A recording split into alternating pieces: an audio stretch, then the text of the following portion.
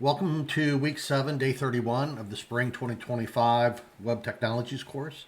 I'm Jim Kaufman with Rankin Technical College. So today I want to do kind of a quick little review over chapter 2 concepts, just to kind of go over a few things.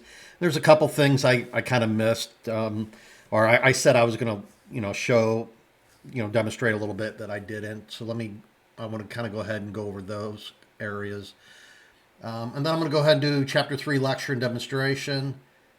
And then from there, I'm going to go ahead and go through some of the chapter 3 some of the coding questions. I'm going to kind of go through some of those questions to help you out, just as far as how to reason through those different blocks of code.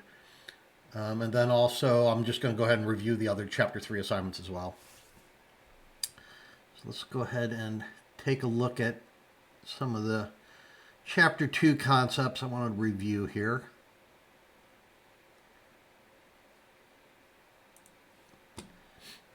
Okay, so the first thing I don't think I showed you was the no script. So this is a handy tag to use to put in, and most sites actually do this, and it's put in so in case they have JavaScript disabled, it will display a message, because most sites are using JavaScript, and without JavaScript a lot of functionality don't work. But you do want to kind of take into consideration that the possibility of people don't have JavaScript enabled. So when the page comes up, it's not kind of a complete nightmare, so to speak. That it's legible and you can read things as well. There's techniques to do that. We're not really going to go into that right now, but there are techniques to do that. But as far as the no script tag, to get this to come up, you need to disable JavaScript. And so if you come up here in your browser window, click the 3 dots and go down to settings. And I think I'll bring mine up over here so I can make a full screen. Let's go down to settings. And then from settings, go ahead and choose on the left-hand side, privacy. You choose privacy and security. Then scroll down and click on site settings. And you go down and you got JavaScript, and you go ahead and choose. Okay, that would help, huh? All right. Thanks for letting me know.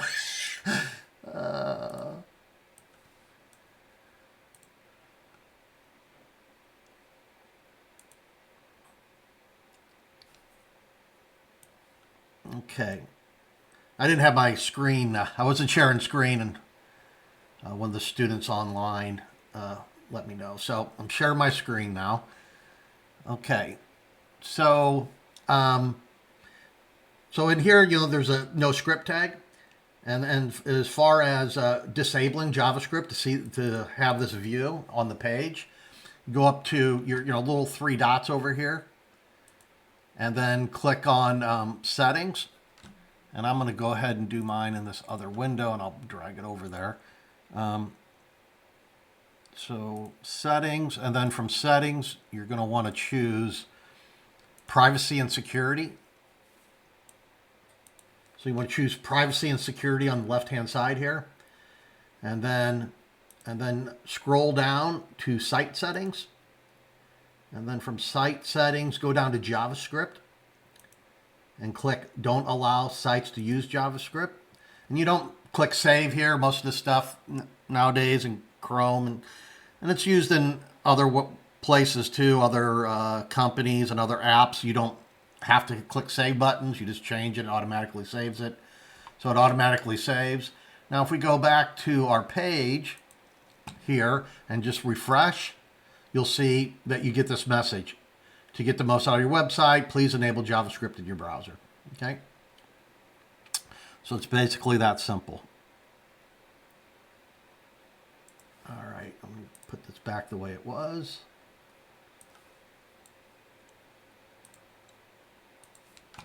Refresh here, and so we should be good there. Okay. So next I kind of wanted to go through, I know I mentioned about the use strict, but I don't think I ended up showing you anything. So here's, I created a variable called strict test. Okay, and so I didn't put a let here, a const, or even a var, right? You could do any of those. Vars actually suggested not to use var as far as best practices, but I guarantee if you're work for a company somewhere, you'll see a lot of vars from older code. So you should know about that. But if you can actually create a variable like this. And if I go ahead and come over here to the browser, do F12 and here, and I do even strict test right there, there you go. It's 100, right? Everything's good. Now, if I go ahead and actually use strict though, use strict's going to tell you that you shouldn't be doing that, right? So I'm going to uncomment that. I'll save it, and there you go. Strict test is not defined. It basically gives you a reference error and says it's not defined. The only way is to make sure you prefix it, and once I do that, we're good. Now there's other scenarios that I could also show you, but a lot of it has to do with functions and stuff, and so I'll wait until we talk about functions, and I'll show you some scenarios where use strict is relevant with that as well. And I know I mentioned as far as functions are concerned, I think I mentioned we're going to be doing them today, but no, it's actually going to be next week when we're going to start talking about functions. Now we did use a function in our assignment, but as far as understanding functions, that'll be next week when we'll really go over that. So a couple things just to go over, just to remember. A constant is going to start with const. Once you define a constant, you cannot change this value. You can't set this to something else, right?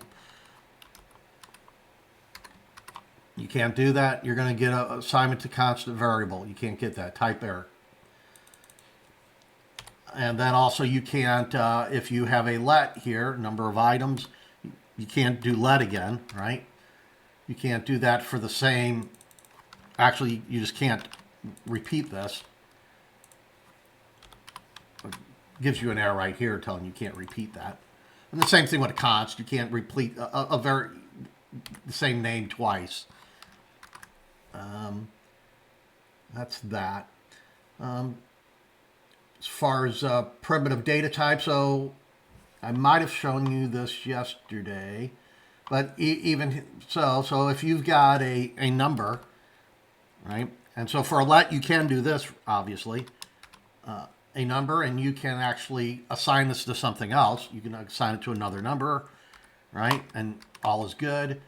And you can also, because the way JavaScript works, you can assign this to a string. It's your, and the way, because JavaScript's dynamic, it's not statically typed. And, when you use other programming languages, once you define a numeric, usually it's called an integer, right? An int. Once you define it, you can't assign a string to it, right? But in JavaScript, you can, any kind of variable, you can reassign it to a different type, okay?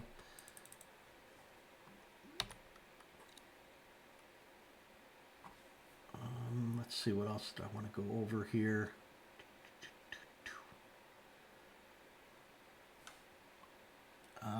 We looked at no script. We looked at use strict, reassign variables. Okay, and then I think I just want to go over a little bit of the assignment, just kind of like, when we were doing this yesterday, things that went wrong, right? I didn't have defer in here.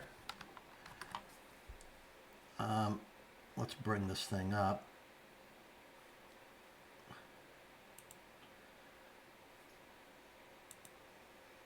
Yeah, okay, that's there. So I didn't have defer in there. Open with live server. So if I hit F12 here, cannot set properties for null, and that's setting the on-click event. So since I have this on-click event, let me get rid of this, get rid of that. So in here we have this on-click event, and since we have this on-click event, the way this works is you're actually registering. You're actually registering an event on a button, and so to do that, you have to make sure that the HTML is fully loaded. And whenever you include a script in like the head section, it's not fully loaded, right? And so the best thing to do on this is just change this to defer, and then save it, and it's good then. And then the other day I was sitting there, when we created this, I forgot to put values on all of these, right? So what happens is we were just here, let me get rid of this one. And then if I look at what use burgers, let's see what use burgers is. Users burgers is not defined. Oh, well, okay. So, well, the reason this is not defined, I was being a little silly there. The reason this isn't defined is because you're within a method. So if you're out of scope, right? So all these variables are within this method. So the only things that are accessible would be something like this, right? This would be accessible because they're within the Java, they're at the global level here, right? They're at the top. Whereas these are all within this function. And so these would not be accessible in that way. But we can do this, right? We can do this. So what this is going to actually do is return the whole input type. And that's what I was doing wrong yesterday. Okay? I just wanted the value, right? I need the value. So once you put value in there, sorry. So once I put value on here, you're good, right?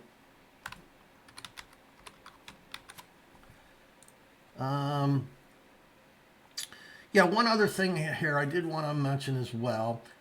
So I did use this output tag, and really this output tag, this is probably a poor choice because an output tag is really for an equation, and we are not an equation, but for a computation, for the results of a computation, and we are computing something, right? We're computing the number of burgers, fries, and drinks, and the total of that.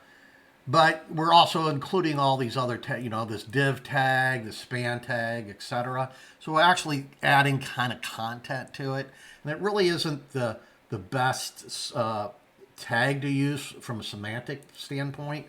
Probably really should just be using a div here or a paragraph tag or something like that, as opposed to the output. I just kind of want to point that out. And then obviously you don't have to change anything else because we're basically grabbing this tag based on the ID, right? So our output tag did have an ID of total, and now our div tag has total. So this should work just fine here.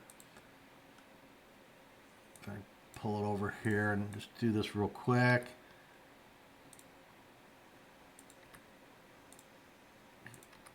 All right. So, no, something happened there. But that's all right. It's still working. It's still equating. So just kind of want to mention that. That's probably not the best tag to use output. Maybe if you just have the result of computation and you're just displaying that only, that's fine. One other thing I did want to also mention. So there's what we're doing here is we're basically taking and we're just inserting this HTML, this snippet, right into our current document. Okay, there's also this document.write. And if you do a document.write, all right, and instead, so I'm just going to do this not instead, but I'll just do it right here. And what I'm going to do is just for the fun here, we're just going to grab this.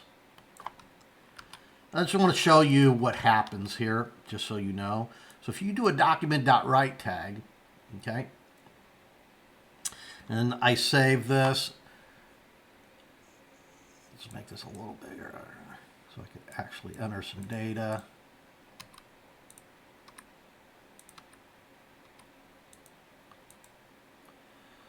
So what this will actually do, and what this did, is it's basically rewriting the whole document. So if I come in here and actually in the console and just put in document and take a look,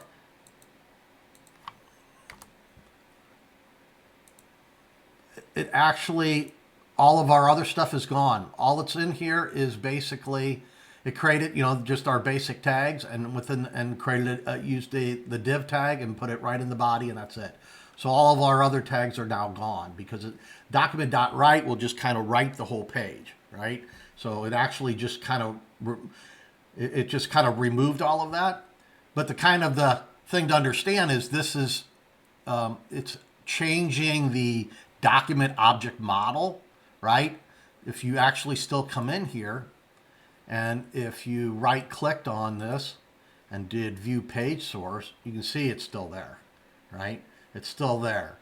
So I know, that might be a little hard to understand. So this is kind of the actual real thing, the concrete physical page that we created, right? We created it.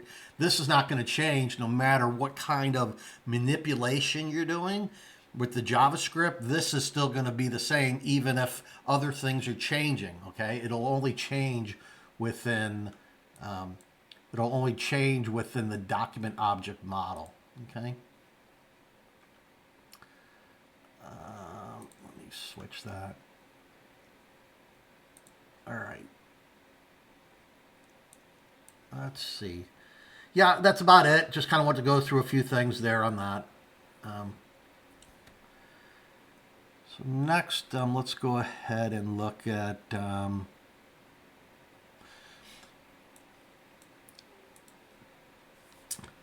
I do want to, I guess, point out to remember that, just things that got you. Make sure you use, these, we're using the whole concept of string interpolation.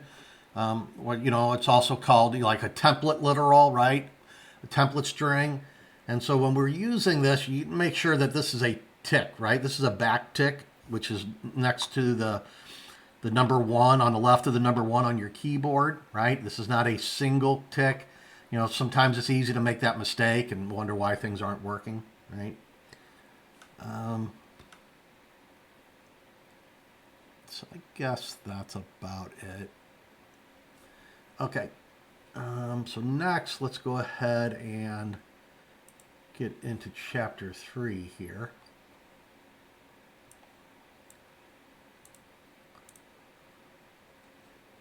So first, I'm going to just go ahead and talk about different relational operators. So, and don't confuse an assignment operator. Like an assignment is one equal sign, right? And that is a common mistake that pretty much every developer's probably made at some point or another, is accidentally only putting maybe you're doing an if statement, which we're going to get into if statements here shortly. You do an if statement, you're saying if x equals 5, and instead of putting the double, you have to put, for equal to, you need to put the double equal. You accidentally just put one equal sign. You're actually just doing an assignment, and you're not going to get the results you expect, right? So it's just a very easy, common mistake to make. So always remember, one equal sign is for assignment, two equal signs is for equality, right? And then you have not equal to.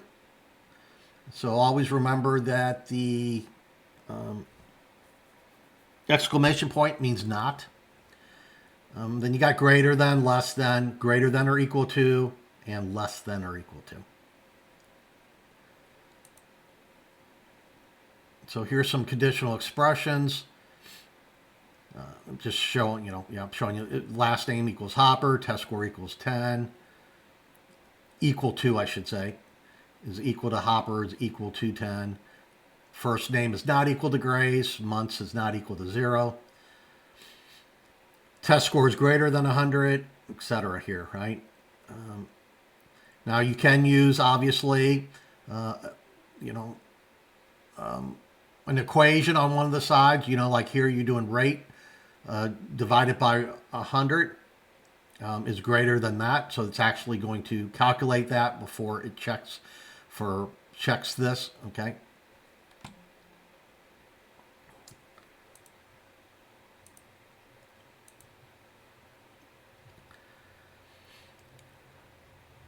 Here's not a number, and we'll take a look at this quite a bit. Just kind of review it a few times.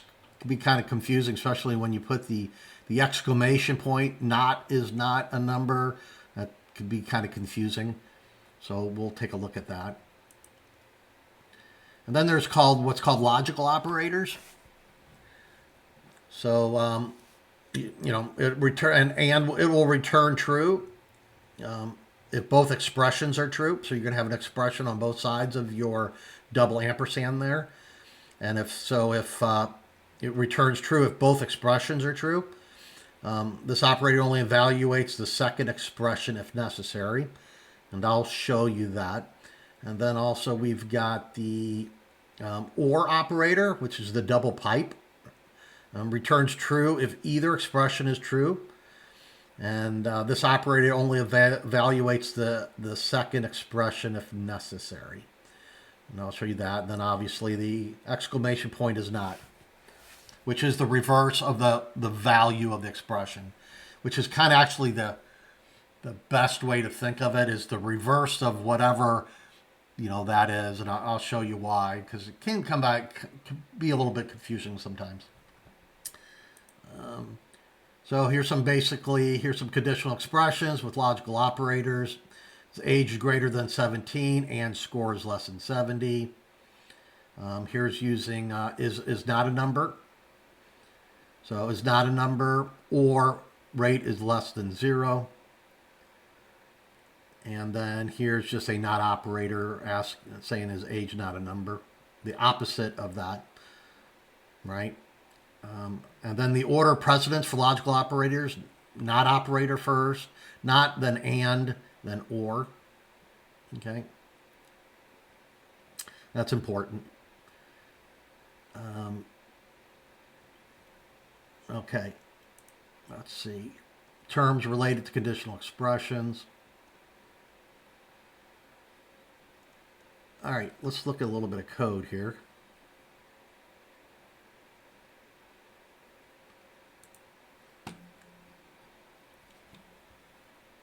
So here's just a basic assignment operator, right? We're just assigning a number.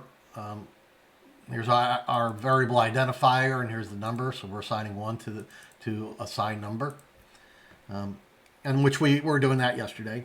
Here is, and I'm going to go into this a little bit. Here is, we're doing an equal sign, double equal sign, okay?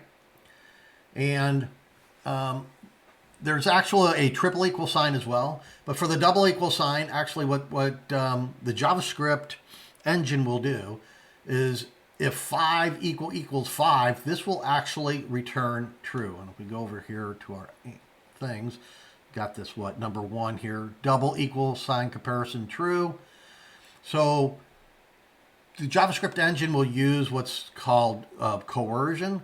And what it will do is, in this case, it's going to compare these two, and if it makes sense, it's going to actually convert this to the other one.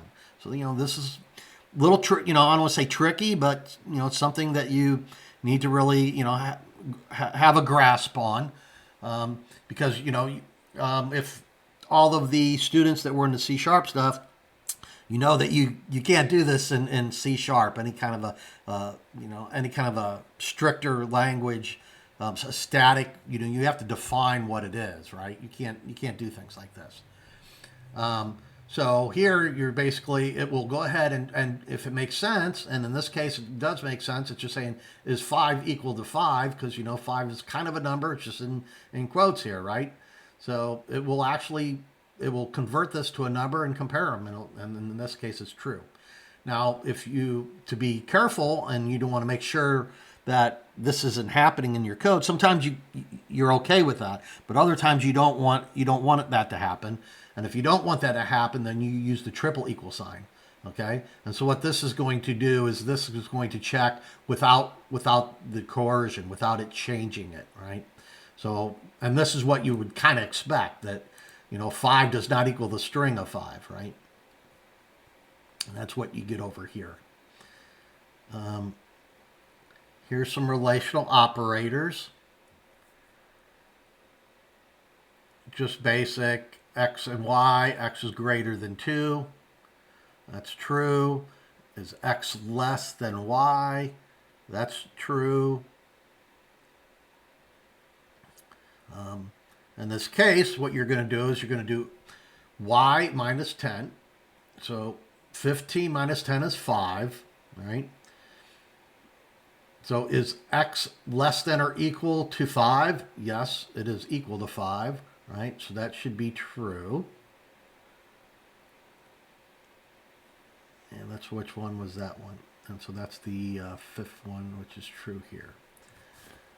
So that is relational operators and with conditional expressions. And so make sure you always do what's in parentheses first. Do want to bring up floating point numbers, and so this is kind of an interesting concept here. So we're adding these floating point numbers. These have decimal, so you got 0.2 plus 0.1.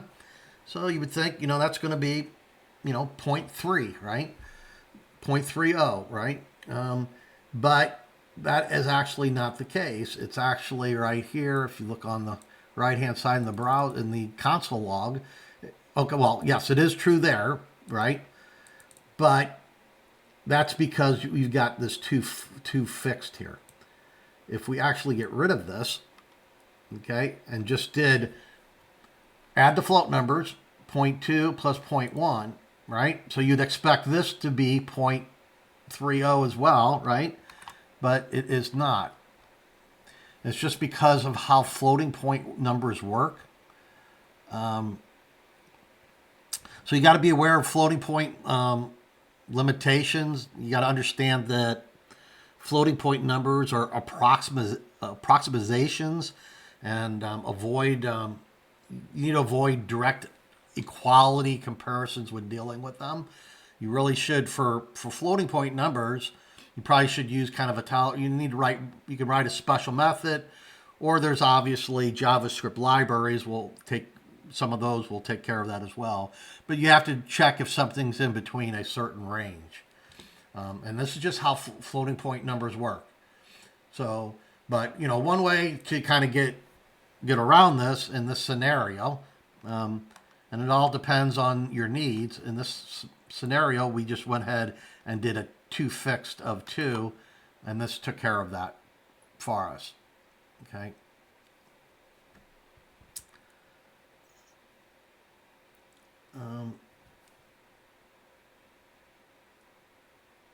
So here we got a result. This is number 7.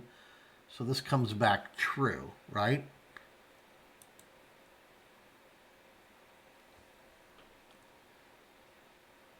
So this, let's go ahead and look at number 7 here. So this is going to be false, right? Is not a number. It's not. It is a number.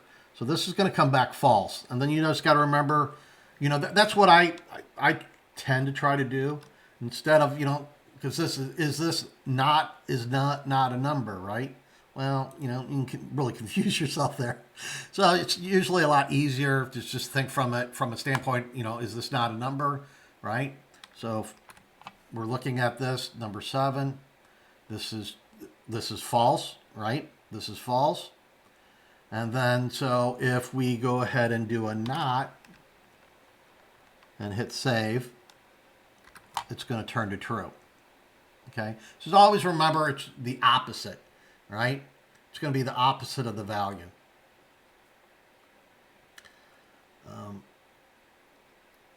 Probably been a lot easier just saying, is this a number? Is this a number? It's a different kind of method would be helpful in that case, right? Is this a number or something? Is a number instead of is not a number, and then you got to sit there and think through things. It makes things a little interesting sometimes. Then number 8, test if active is true. Okay, yeah. Yes. So, yeah. So, and this is probably not a good, all you have to do, you don't have to check for like a Boolean.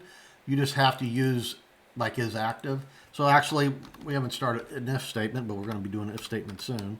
So basically here, this is all you have to really do, right?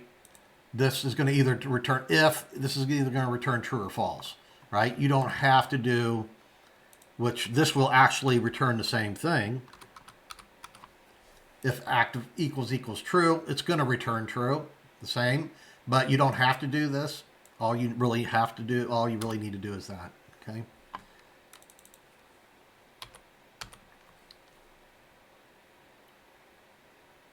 All right, let's go look at where we're at with our stuff here. So we're doing if and else.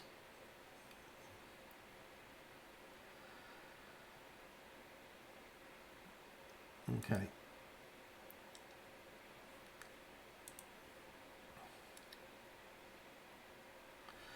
And that actually shows right here is valid equals true. Basically is the same as this.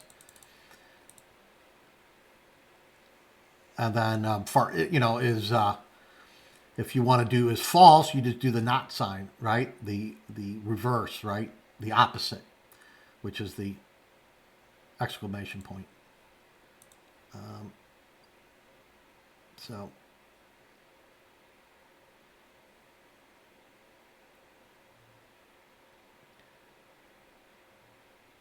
I do want to show you about short circuit operators. And so the way this works, so for here, this is an and, right? So for a result to be true, both of these have to be, both sides of these have to be true, right? So is P less than 15? P is less than 15. And is Q greater than 25? No, it's not, right? So in this case, let's make sure I'm saying this right and it's correct. This is false. Well, that's what we expect.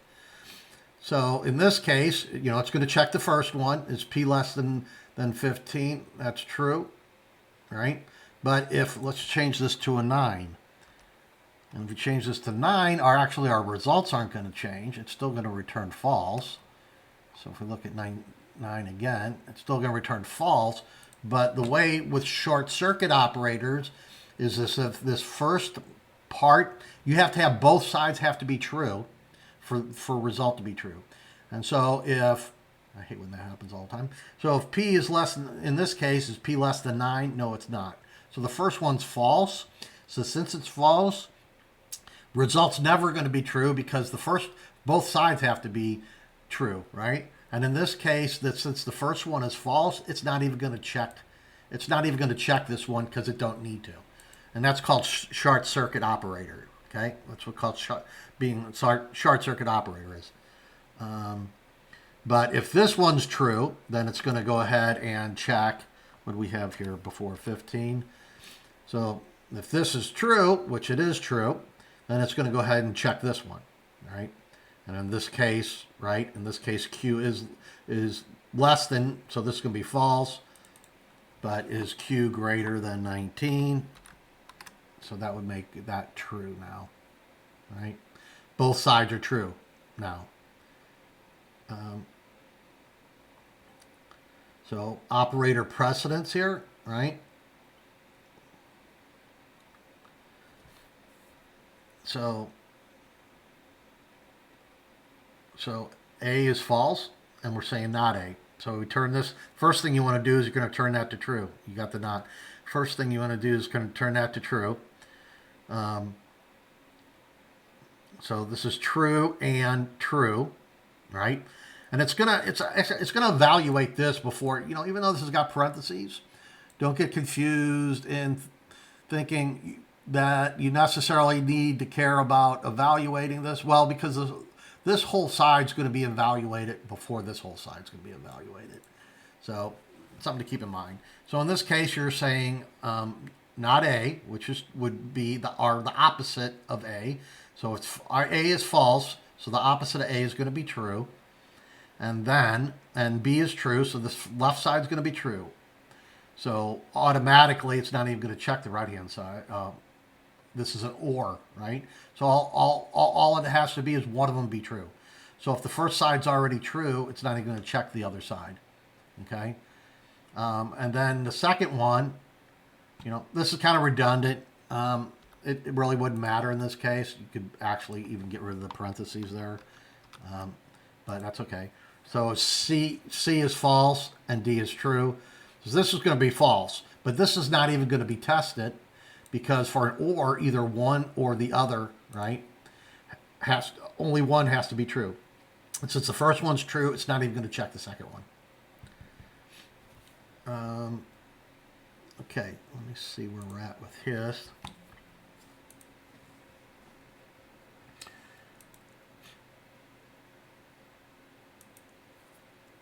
While loop.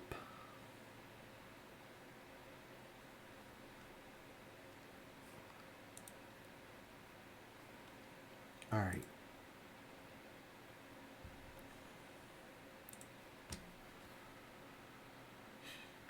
So here's just an example of a while loop.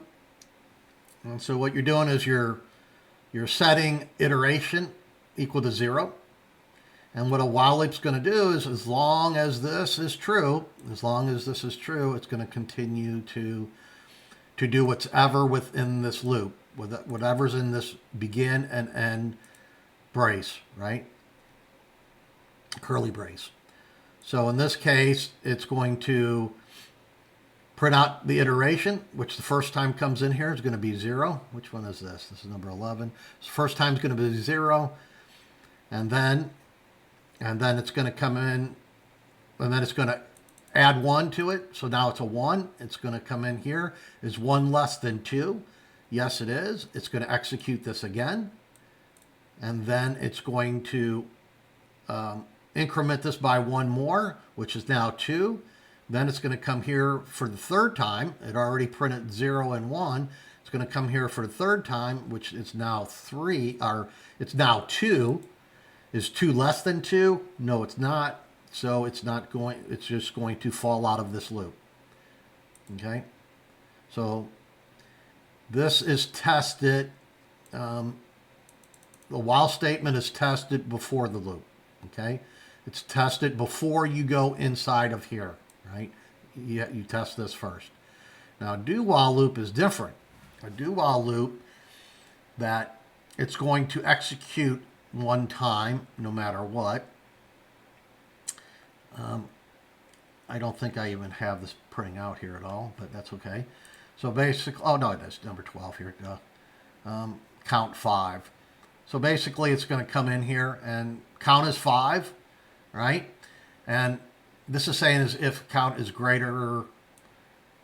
Let's just say is this greater than 7. Let's make it a bigger number, right?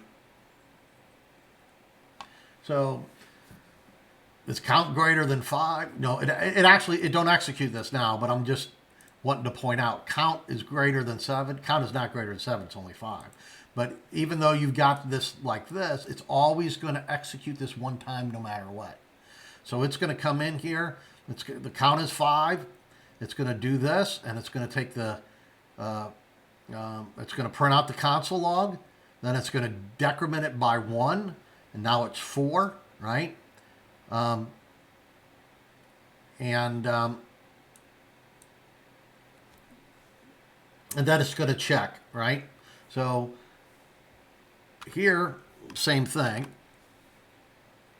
is greater than 4 because you come in here 5, now it's 4, right? And then you're going to check it. Is it greater than 4? It's not going to execute a second time, right? If you change this to a 3, it's going to come in here the very first time and counts 5. It's going to print this no matter what. It's always, since for a do while, it's always going to, no matter what, going to print this out. So the first time it's going to come in here, it's going to be 5, right?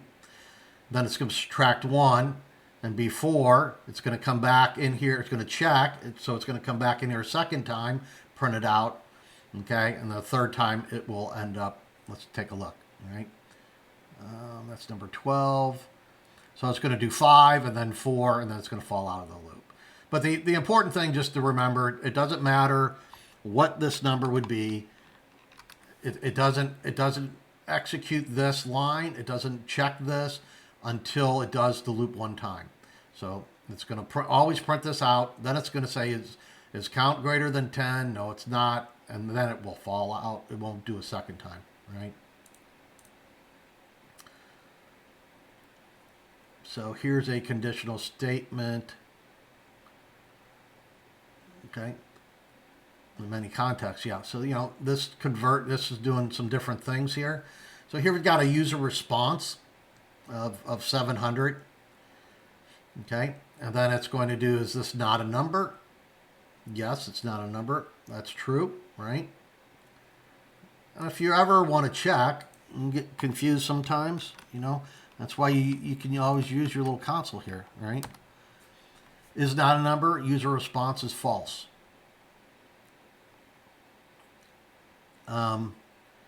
Or user response is less than 100. So what's it going to do there? Here, let's just do is, let's change this to 800.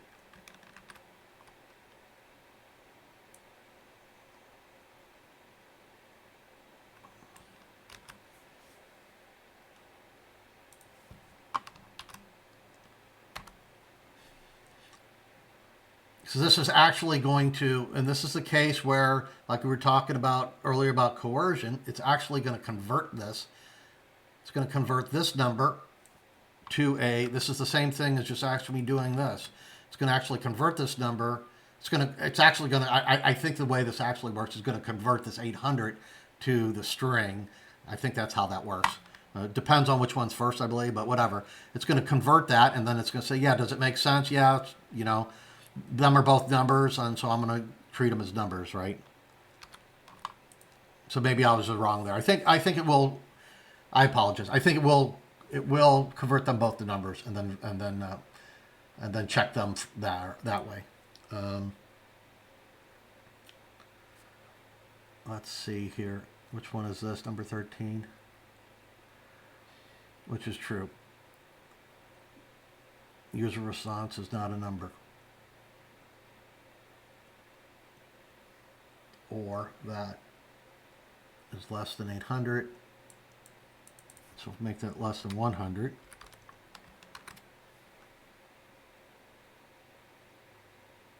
That's number 13. No. Yeah, it's not even going to print this out. It's only going to print it out if it's true. Right? It's not even printing this out unless it's true.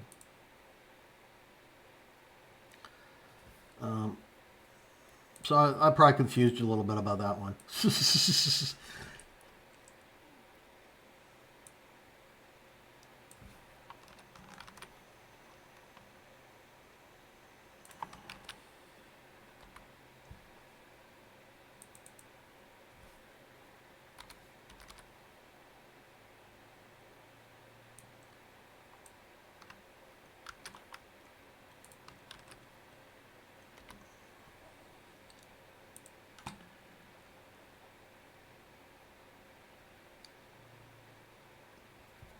So yeah, I'm going to actually look into this a little bit. I want to make sure I explain this correctly to you. So it actually did, you know, it actually does convert that to a number before checking that.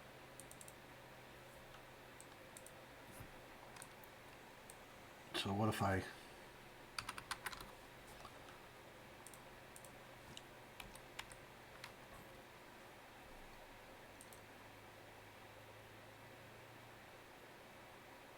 all right.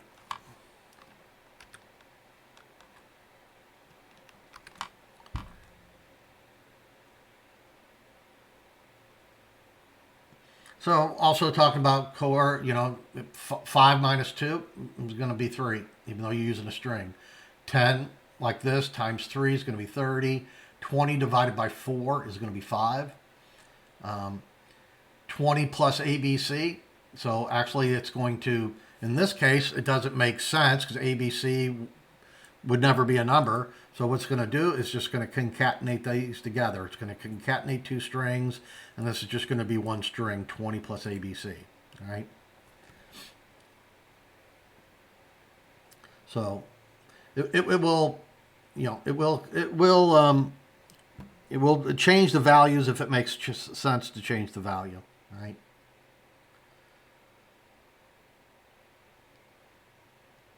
And that's what's happening here. And I'll explain that again later, just in a more intelligent way.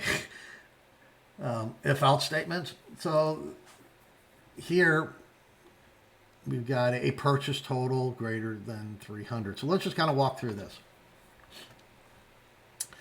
So we've got some nested ifs else, right? So first thing we're looking at is purchase total greater than 300, right? So that's false here. Which one is this? Number 14.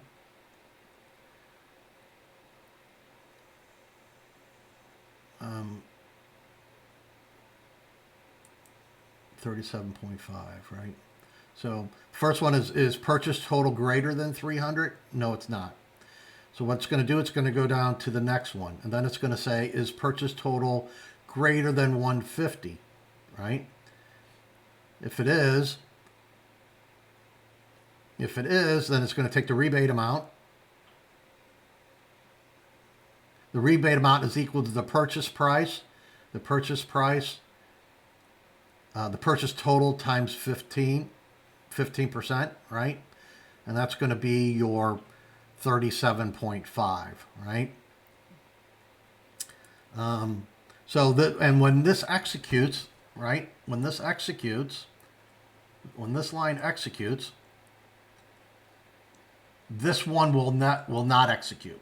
Okay, always remember that when you've got an if else statement. If this one executes, if this condition is met, this will execute. Everything here will execute, and then it will actually drop out of this whole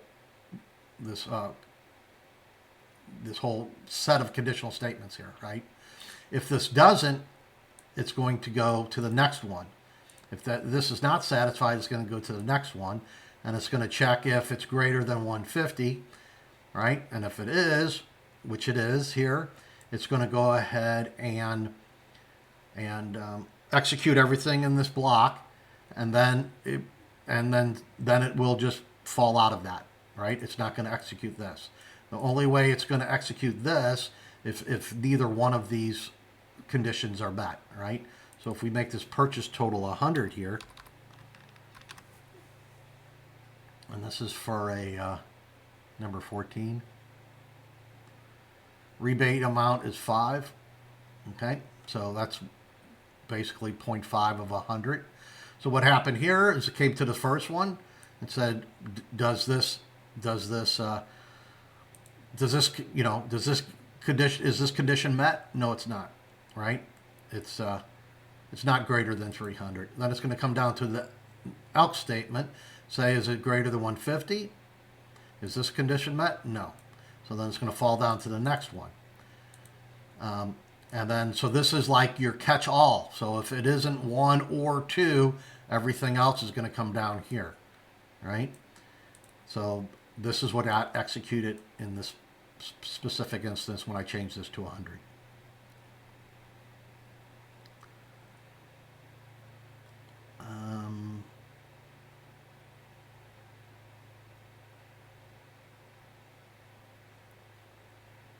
Okay, let's kind of skip over that one, I think.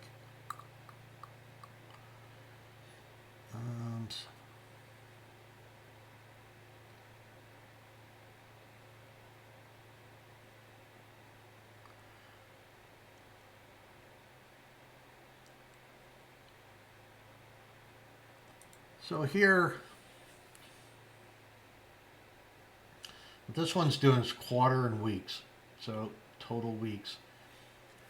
So in a in a quarter, so a fourth of the year, right? So if you got 52 weeks in a year, you got 26 weeks and a half a year, and you got 13 and a quarter a year, right? So what this is doing here, it's how many quarters, right? So you take, total weeks. Kind of really didn't want to make this 13, want to make this 52. So 52 total weeks, right? Divided by 13. So let's just run this. So that should come out to 4, right? And it does. So that comes out to 4. Then here, what we're doing is we're taking total weeks modulus 13, right? So basically 13 goes into total weeks. 13 goes into 52. How many times? 4 times with 0 remainder. So weeks here, we can actually just do this. Weeks here is going to be what? 0, right? Because it goes into there evenly, 4 times with a 0 remainder. So this is always going to be, whenever you have a modulus, and you do something a modulus like this is always going to be the remainder, right? So here's little if-else statement. So if quarters equals 0, in this case, quarters is 4, right? So this will not be executed. This will not be executed. So this condition doesn't get met, so it's going to come down to the next else. Else if weeks equals 0, right? And in this case, weeks is 0. It's going to tell you how many quarters you have, right? So let's go to number 16 up here. And in this case, it's going to just tell you 4 quarters, right? Now, if we change this to a different number, to say just 50 weeks, right?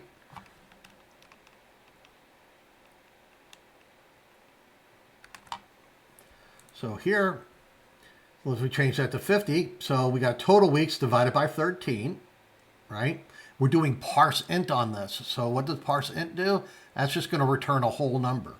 So let's just go ahead, and here's your answer here. So either way, we can cut and paste and put that in here, or just quarters, because once you change that and reload it, it's automatically done all this calculation over here. So quarters is 3, right? Because it's going to be 3 point whatever, right? Let's just do that real quick. Let's just look at that. So if we look at this, it's going to be 3.84, right? But since you're doing a parse int, it's going to truncate. It's going to truncate your decimal places, right? So this is just going to be a 3. It doesn't round them, right? It's not going to round it up or down. Well, it rounds it down. It's just truncating it, basically. So now you know this is going to be 3 quarters, right?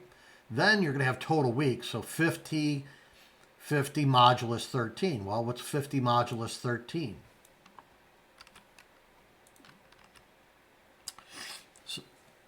So basically, it's going to go in there 3 times, right?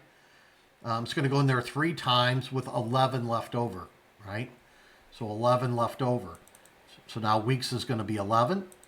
So this should come out to be 3 quarters and 11 weeks, right? Where are we at? 16. 3 quarters and 11 weeks. So I hope that makes sense. Kind of doing some multiple things here, using a modulus. You got to think through these things. And, like I said, it's always great. That's one thing that's really nice about this console. You can always drop things in there and see what the value of it is, right? Because whenever you've got an HTML document that you have a JavaScript either embedded in it, or if you're calling in a file, if you're accessing a file in it, once you load the page, all of it's going to be available to you, everything that gets executed. Now, it's a little different when we're talking about, and we kind of seen it a little bit earlier when we're looking at some of the chapters 2 stuff, that when you have a function that that stuff you define, those variables you define within a function, it's within a different scope. So you can't quite do it the same way. But when when you have things at the kind of the root level or the global level within a file, right? You can go ahead and check things like this, right?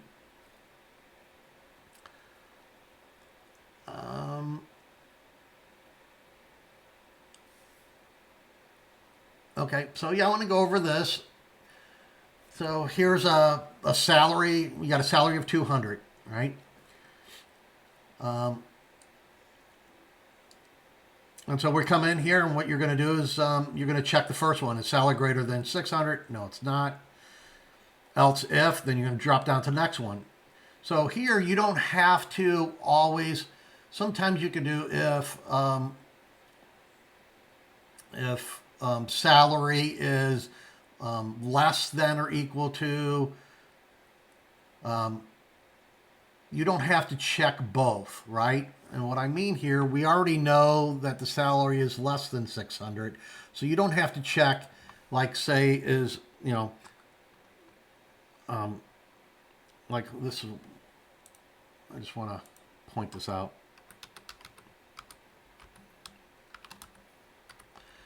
You can, but you don't have to. It depends on how you have your pages set up. But so here you're saying if the salary is greater than 600, right? Greater than or equal to. So then you can say the next one, say is salary less than 600 and salary is greater than 400. So basically between 400 and 600, right? So but in this case, you don't really have to repeat this because the only way you're going to get to here, is because salary, it has to be less than 600 for you to get to this else statement, right? Because if salary is greater than or equal to 600, it's going to execute this line and it's going to drop out of this whole set of if-else statements, right? But since the salary is not greater than or equal to 600, it's going to drop down here. So you already know that salary is less than 600 in this case, right? So this is kind of redundant, but sometimes helpful to see things. And it depends on it works as long as you got else statements here. If you do something like this, then it's going to override everything, right? We're getting rid of these else. So basically what this one's going to do, and let's just say I did make this, is salary greater than or equal to 600. Let's just make this 700.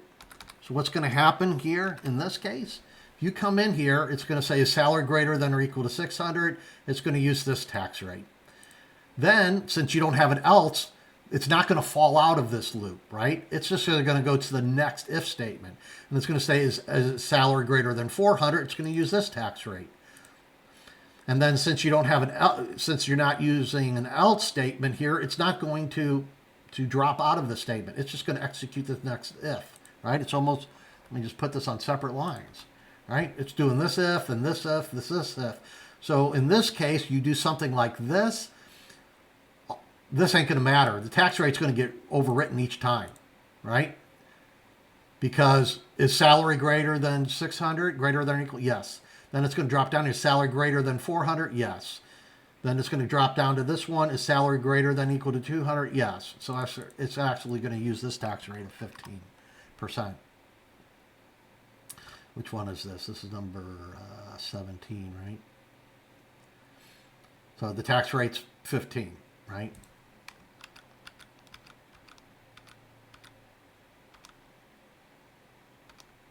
All right. But in this case, so our salary is 200. So we're going to come in here. Is it greater than or equal to 600? No.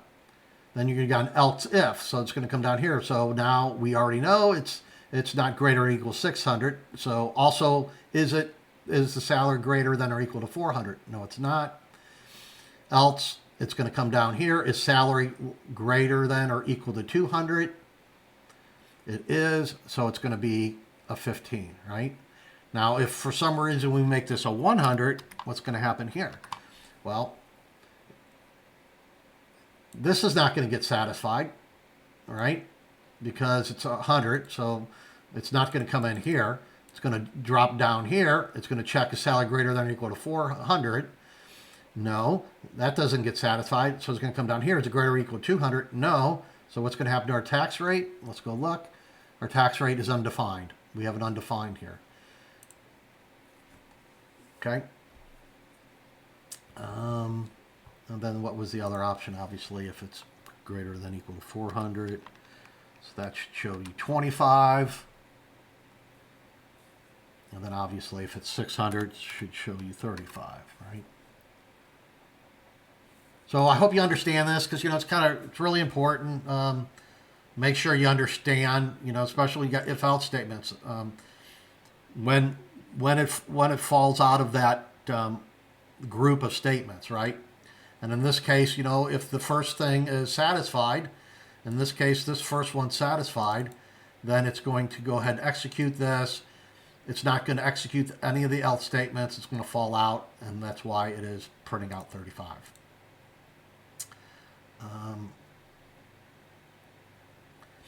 And then obviously if you didn't have an else if here, and then you even make this, oh, that'll work the same way. Forgive me on that one. So I hope that kind of makes a little bit of sense. It's important to kind of really understand that. Kind of doing the same thing here. So here we're going to come in here. We got a fraction. Is complete or this true? So is the fraction greater than or equal to 60 and is complete? So is complete's true, so we know that's going to be true. Well, actually, you do the left-hand side before you do the right side, right? So is it greater than 60 true? Then this is true. Then we know this is going to add 3 to steps, right? So it's going to add 3 to steps. Then it's going to execute because there's no F. This if statement, and you have to notice here, this if statement, all of this is also inside of this if statement. So everything in here is going to be tested, right? You're going to be checking everything within here, right? So first you found out the fraction is greater than 60 and is complete. So you got a true, and since they're both true, and so for double ampersand here, for an and, both sides have to be true. So you're going to come in here, you're going to add 3 to steps. So steps is going to be 5 now, right? Is complete is true. We're adding another one, which, this is kind of silly. It's kind of really doesn't make sense, but, this is what we're doing here. So we're going to add another one. So it was 5. Now it's 6, right? Then it's saying else if the fraction is greater than 60, add 2 more. So what do we have here? We've got 3, 5, 6, 7, 8. Let's go look at that one. Where's 18? Up here. Steps. Steps is 6. Did I do something wrong? If fraction is greater than 60, it is. And is complete is true. It's going to come in here. Steps plus or equal to 3. That's going to be 5. Oh, yeah. Else if. See? I messed that up myself. So basically, going to come in here. It's going to go 2 plus 3 is 5. And it is complete. Add 1 more, which is 6. It's not going to execute this, right? Because this executed. In this case, it falls out, right? Because you got an else associated with this if. If this condition is true, this condition is not going to be even evaluated, okay? If this is true, this won't be evaluated, this here. So let's just go ahead and do this one more time, and let's just change this to, so just for the heck of it, if we change that to 60, what's going to happen here? So here you've got a 60 and you got a true. Is the fraction greater than 60? It's going to be false. You don't even And so with short circuiting, you don't even check the other side. So if the fraction is greater than 60, it's false. It's not even going to check. And it's just going to fall out of this whole if statement. It doesn't check anything else, right?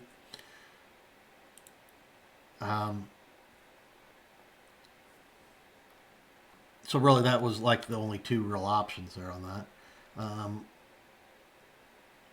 We can make changes to get it to come in here. So we can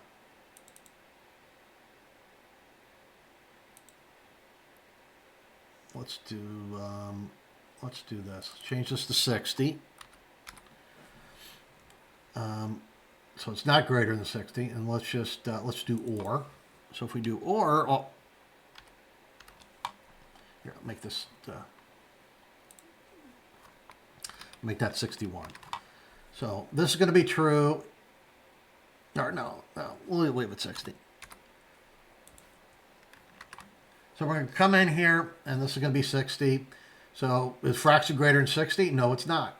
Okay, so this is an or statement, though. I changed this to an or. So what you do, if this would have been true, you won't even check the other side. But since this is false, okay, well, you need to go ahead and check the other side. Is complete. So this is a Boolean. This is going to return what? True. So since this is true, it's going to come in here. It's going to add 3, right? It's going to add 3, and then it's going to come to it, which is 5 now. It's going to come in complete.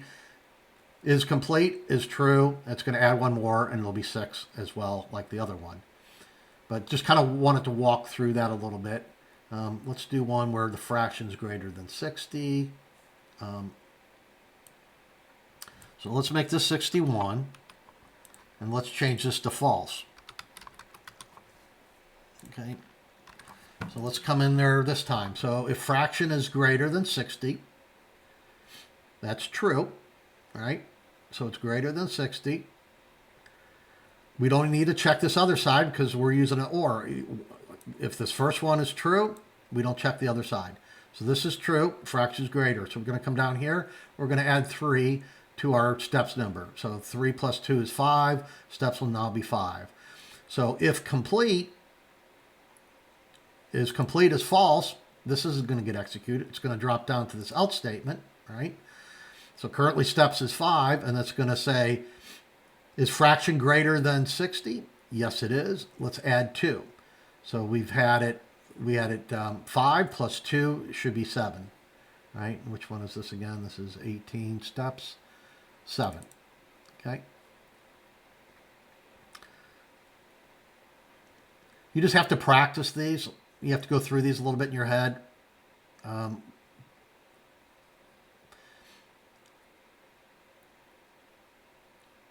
And I'll go ahead and go through some of the written test ones, so we can just spend a little bit of time on that. While loop execution count. So what do we got here? Days equals 7.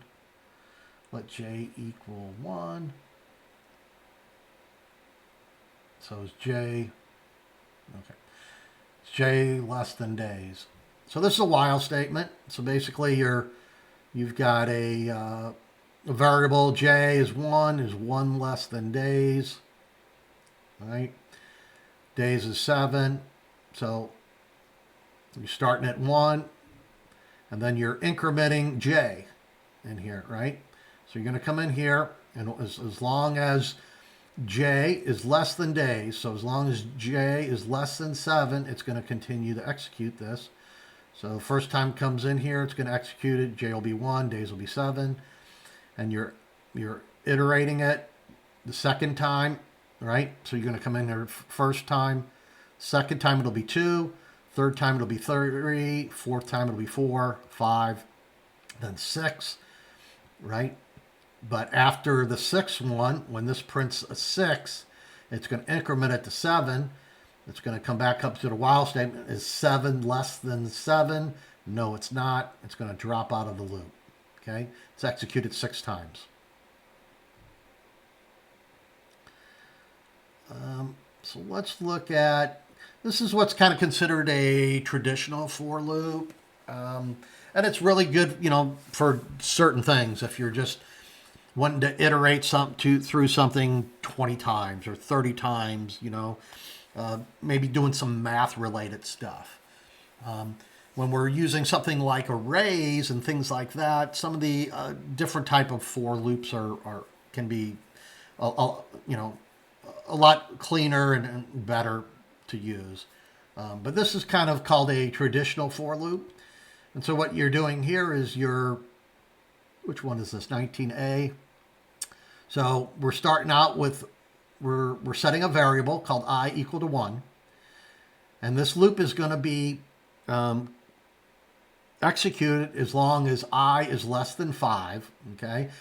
And then we do this I plus plus. But this is the way you really need design this. The first part is your declaration, right? And then how long you want to loop this for. As long you want to loop as long as I is less than 5. And then here's your increment or decrement, right? This will be increment or decrement. You could be doing a minus there as well. You can do opposite, right? You got to be careful with this sometimes, and you might get stuck into a endless loop if you do some things wrong. And that's okay. You just kind of might get stuck, and you might have to, sooner or later, your browser will kind of blow up, and that's okay. You just kind of turn it off. You shut it down and kind of start over again. But that's okay. That happens. So be careful on that. But here we're setting it to 1, and then as long as I is less than 5, we're going to be executing this, and we're going to increment it by 1.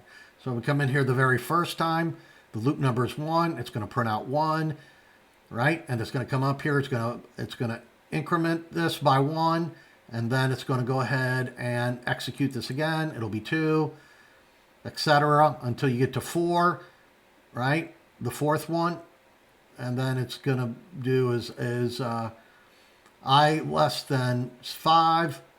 Right? Well, actually, it's the 1, 2, 3, 4, and then that will be the last time. And it's going to check it because it's going to increment it. After the fourth one, it's going to increment it to 5, and it's going to come in here is I less than 5. 5 is not less than 5, and so it's done after it's 4. Okay. So yeah, that's the important thing to know is the first time it's going to be the 1, right? And then after you finish this statement, it's going to increment it by 1, right? After you finish this, it's going to increment it by 1. So that's going to be, is 2 less than 5? Yes. And it's going to put a 2 here, right? Then it's going to increment it by 1, and you're going to come in here again, right? Well, you're going to check this again. Is 3 less than 5? Yes. Okay. All the way until it's 4. And then after you put 4 here, it's going to increment it by 1, and then this one's 5 is going to be less than 5. That's going to be false. It's going to drop out of this loop. Okay. So here's a traditional for loop. Here, why don't we go ahead? It's about 10. Well, it's a little after 10. Oh, it's about 10:15. Let's go ahead and take 10 minutes, and we'll come back and continue forward.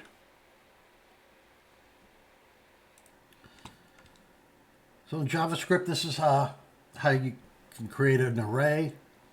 So we got this my array, and set this equal to, use the square brackets, right? The brackets. And we've got apple, banana, cherry, date, and elderberry. So a loop of array of fruits. And so this is there's different indexes. So for a array, it starts at index 0. So this is at index 0, index 1, index 2, index 3, and index 4. All right. And so one way to access things from that array is by using a loop. And so what you can hear is we're setting, a lot of times you use these for loops, it depends on what you're doing. Like this earlier one, we set the value to 1, but a lot of times you're going to set it to a 0, just because arrays are 0 based, right? They start at 0. So in this case, we're going to let I equal to 0. And as long as I is less than, this is how you get the length of an array, by using the name dot length, right? The name of the array, my array dot length. That's the length of the array. In this case, the length is 1, 2, 3, 4, 5. And then I plus plus. And so the reason you're doing I less than the length, right, is because when you start at 0, right, it's going to be 0, it's going to be 1, then it's going to be 2, then it's going to be 3, then it's going to be 4, and then you're done. Even though the length is 5, you know, you're starting at 0, so the maximum will be 4, right? So then we're going ahead and incrementing it by 1, the variable I. So we come in here, the first time it's going to be apple, this will be a 0. Second time you come in here will be a 1, all the way through until it's a 4. And after it's a 4, it's going to come in here. Well, this increment is going to be 4. It's going to come in here and be, after it's 4, it's going to come here, be 5, and then is 5 less than the length? No, it's not, and it's going to fall out of this loop. So where do we do that? Right here. Apple, is this number 19B? Yeah, apple, banana, cherry, date. Nope, that's the wrong one, isn't it? I think that must be down there below. No, it is. Oh, elderberry, duh. Here's all of them. Apple, banana, cherry, date, elderberry. So let's see if I can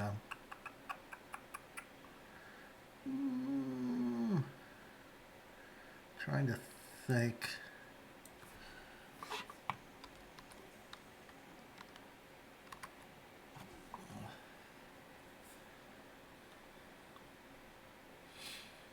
Yeah. Okay, never mind. I just wanted to try something there. All right. So here, just how to access a certain position in an array. So what's happening here, this is position 0, 1, 2, 3. And by us using ages we're doing at position 4, right? Which is 0, 1, 2, 3. It's actually the next one after 40, right? So we're adding, what we're basically doing is we're adding another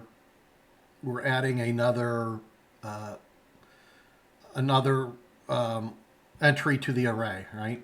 So this is ages, what's this number 20 here? So it's got 25, 30, 35, 40, and 45. It's just added it to the end of the array in this case, right? Now if you change this to a 3 here, right? This is going to change your 40 to 45. Let's go take a look at that. Yeah. So you change your 40 to 45.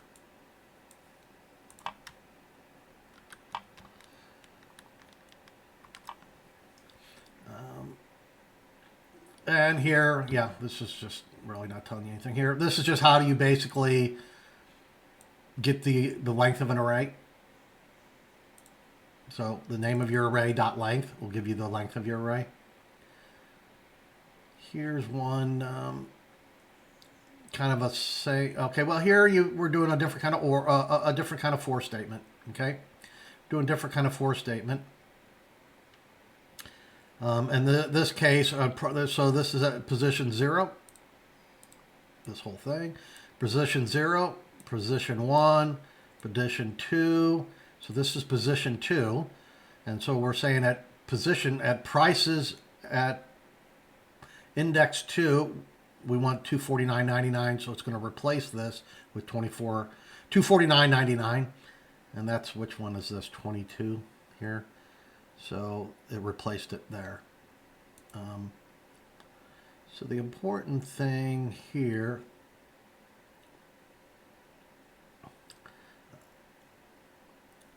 output, so price is going to be the number. So it's a little different. Let me show you something. It's kind of different. So price is this price that's here. Using the of, when you use of, right? This price, let's just get rid of the output. Okay, never mind. It's incrementing it. But the price here is going to be your value here, right? Your price is going to be your value, right? And when you do an of, right, that's going to be your value. This is a developer, created. You can call this whatever you want to call this, right?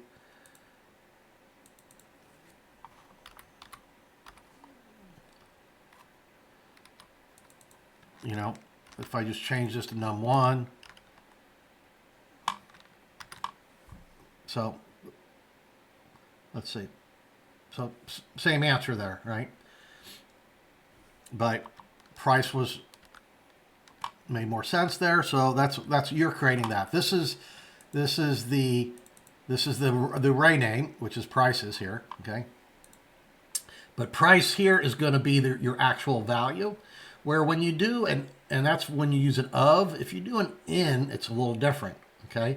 So in this case, you've got an array of animals: lion, tiger, bear. For I here, though, when you do an in, it's actually going to be your index. This I is your index, right? So here, as you can see, we're putting out the index, which is I, and to get the specific value from here, right, we're using, we have to do it like this, okay? So it's kind of a different one. Let me show you real quick here. So different types of loops. You can come out here with W3 schools if it helps you in these different areas.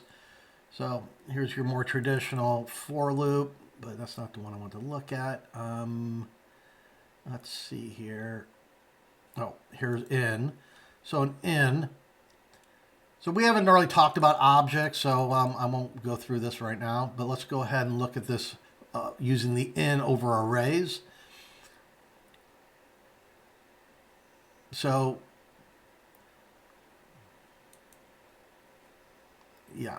So it's saying here for an in, which one were we looking at? Let me get confused here.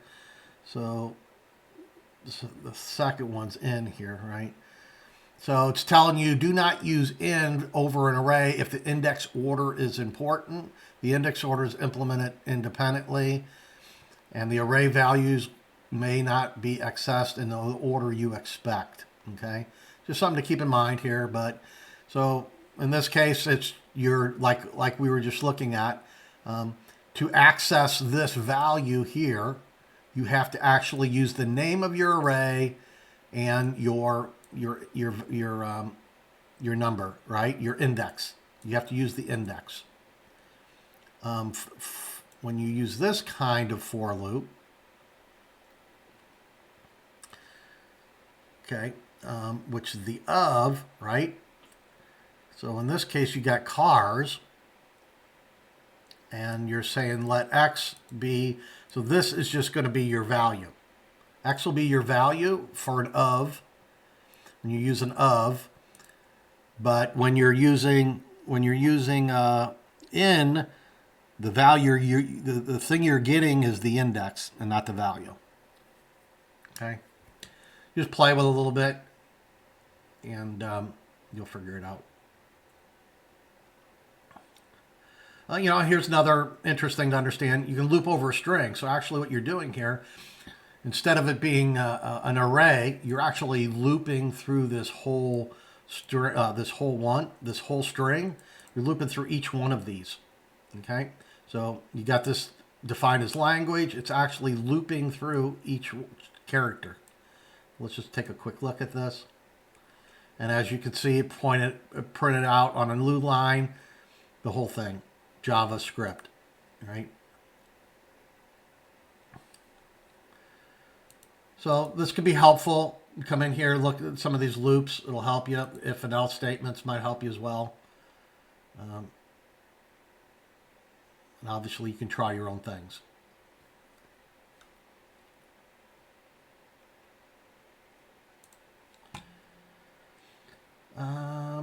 So that's about it for that. Let me go ahead and let's look at some of the assignments here.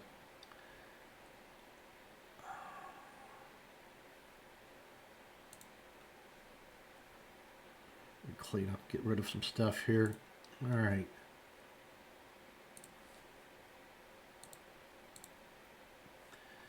Okay, so as far as assignments here, you got the Chapter 3 homework. It's basically just using the free code camp thing. Really not much for me to go over on that. It's just the continuation of what you already started. So I believe it was, sometimes this homework and labs are a little strange. I think the lab for 2 was part of the free code camp. This time it's the homework that's the free code camp. So in Chapter 2 you did 20%. So for Chapter 3 you're doing the next 20%. So you should have 40% complete. Make sure that you take a screenshot, right? With your completion percentage.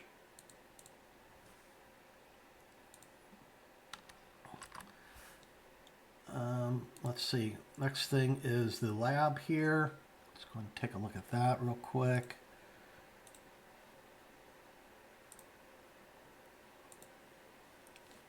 I think I need to bring up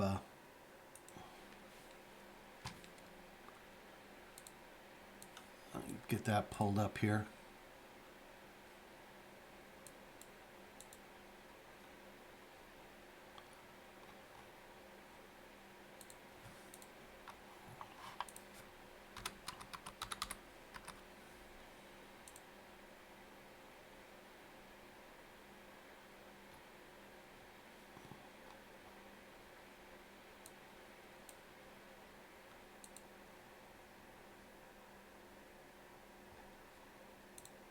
Bear with me for a second.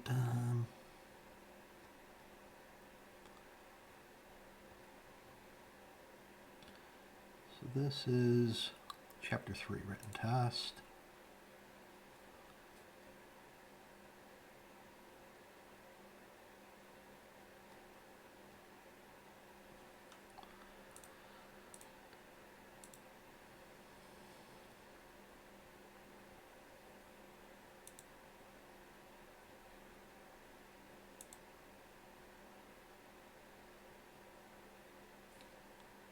All right.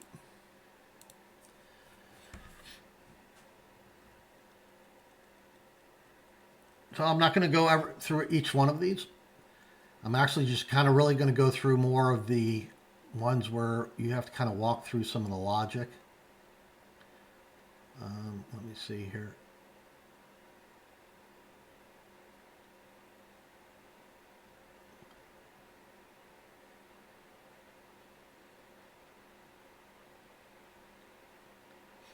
Actually, I think this stuff is different than what I expected this to be.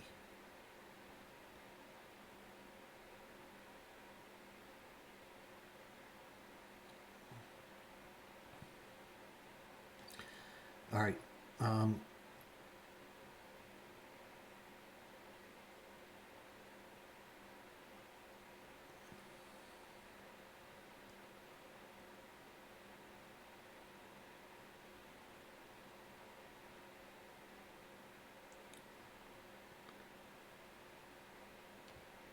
All right, so let's go ahead and I'm going to look at this one here after the code is executed. What's the value of discount amount? So basically come in here, is order total greater than 200? No, it's not, right? It's not greater than 200. So we're going to drop down to the else. Is order total greater than 100? Yes, it is, right?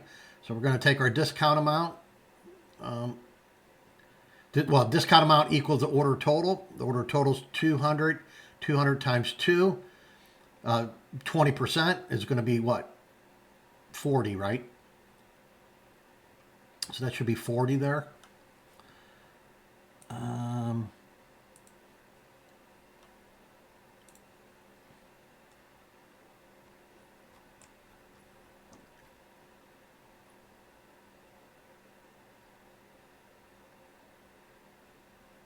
right.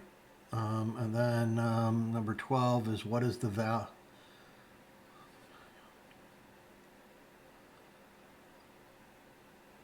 Okay, assume that the variables name, entry, and numbers have starting values of 9 and 3 respectively. What is the value of entry after the following statements are executed?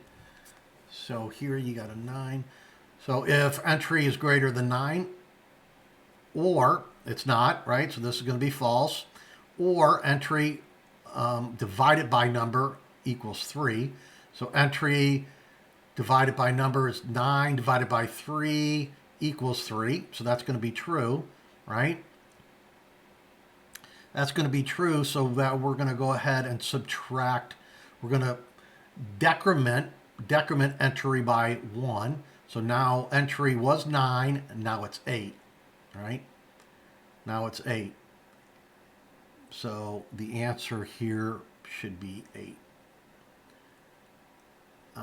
Let's see, the next one here is if total months. So here, so if total months has a string value of 13, what does the code that follows display? So you got total months of 13. So basically you're going to take your total months, you're going to put it in here, and total 13 divided by 12, right, is it's greater than 1. I think that's going to be like 1.08, something like that. So it's going to be greater than 1, right? So 12 goes into 13, a little bit more than 1. And so, but if you're using parse int, what this is going to do, it's basically going to truncate your, your decimal places. So it's going to be just a whole number. So you had 1.08, it's just going to use the 1, right? The whole number. So years will be 1. So then you've got total months, which is 13 modulus 12. So 12 goes into 13 one time, right? And then what's your remainder? Your remainder is 1. So months will be 1. So here you got years of 1, right? You should have years of 1 and months of 1. So if years is 0, you're going to alert that. Else if months 0, do that. Else you're going to go ahead and do this last one. And that is going to be our case, right? Because we have our years is going to be 1 and our months is going to be 1. So it's going to execute this else statement here. Okay. Yeah, 1 year and 1 month. Months. Kind of a trick thing there. It said 1 month. It's actually going to be months with an S, so it's going to be this first one there. On here, let's see, which statements are equivalent to the following? Okay, so here, let's make this a little smaller if I can. So what statement is going to be equivalent to the if statement that follow? So in this case, you're doing, okay, so if pay is greater than or equal to 500,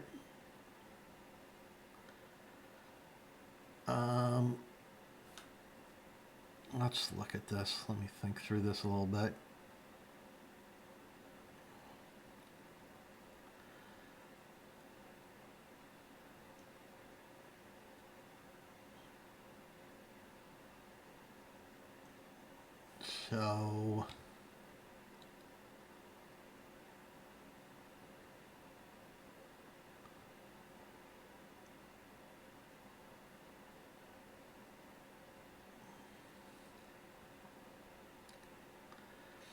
So really a lot of process elimination on some of this.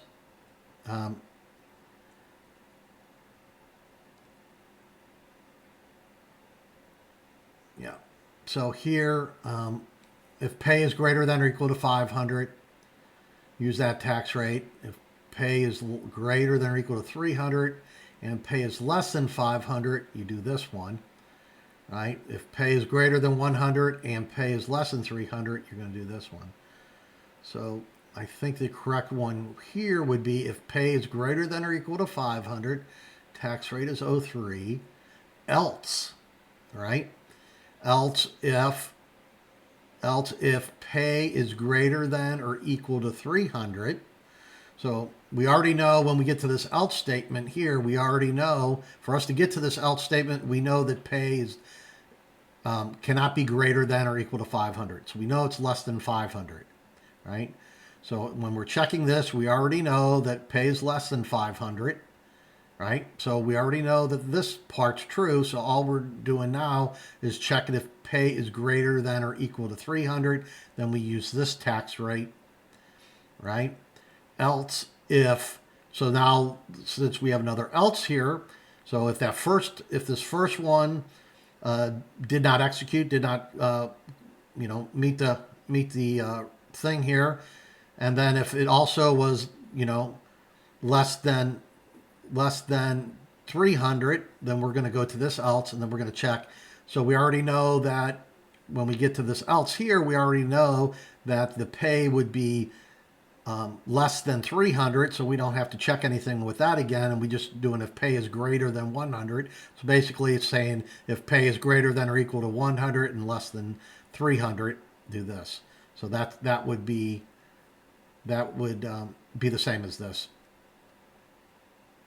Okay, and then here, what is the value of a variable named counter after the code that follows is executed? So let's walk through this one. So what is the value? So you got a percent of 054 is valid equals true and a counter of 1. So if the percent is greater than 50, okay, so we're using an amp. We're doing the double ampersand here, which is the and. So that means both sides have to be true for us to to execute anything within that if block, right? So in this case, is percent greater than 50? Yes, it is. And then and is valid equal to true, right? And this is we were showing the two different ways to do for a Boolean. You could just do is valid with the end parentheses, or you can check and do an equal true. Okay, in this case, it's just doing equal true. So these are both true. We're going to increment the counter, which is 1, by 2 more. So we take the counter, we add 2, and put the result back in the counter, which is 3, right?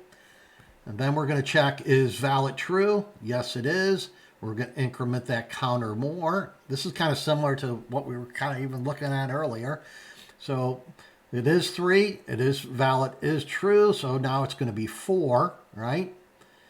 And since it was true, we're going to fall out because we're not doing an else, because this is true. You don't perform an else, right? All of this is within the same thing, so you're going to do that. So the back to where we were, the counter was 1. We added 2 more. The counter was 3. Then it's valid. So now the counter is 4. So the answer would be 4 here. All right. How many times will the while loop that follows be executed? Okay, so let's see what we're doing. So we're doing a while loop. So as long as I is less than months, so I is a 1,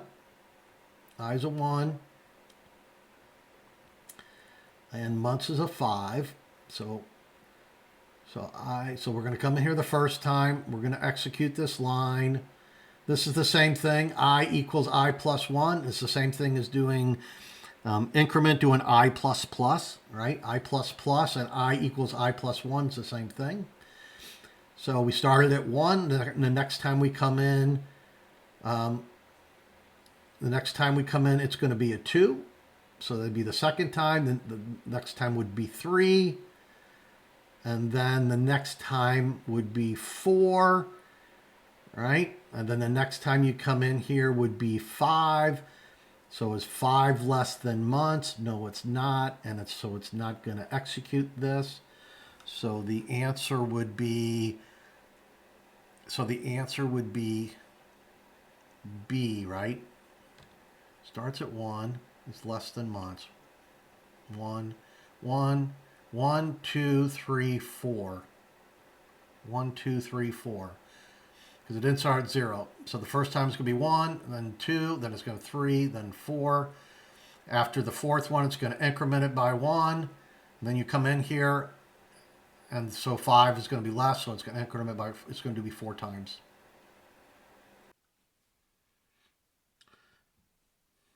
So in this question, I want to know, what will the future value contain after the for loop has been executed one time. Okay, so this is just going to be the very first execution. So we're on this 4, we're starting with I equals 1, I is less than or equal to the number of years, so that's 10. So obviously this is going to iterate multiple times here, but we only care about the very first iteration. So the things that we care about is the future value, which is 1,000, and we care about the annual rate. So here it has the annual rate equal the annual rate divided by 100. So if we take the annual rate, which is defined up here, which is 10, 10 divided by 100 is 10%. Okay, so the annual rate is going to be 10%. Our future value will be 1,000. So here, what we're going to do is for our future value, we're going to put 1,000 here, 1,000 times 10%. So 1,000 times 10% is 100. And then here we're using the plus equals, which means take 1,000 and add the, what this evaluates to, what this right side evaluates to, which is 100. So take the 1,000, add 100, so it's 1,100, and so it would be the second one here. So I'm going to go ahead and I just wanted to walk through some of these. I'll go ahead and kind of let you work through these yourself, the rest of them. Let me know if you have any questions, and have a good day.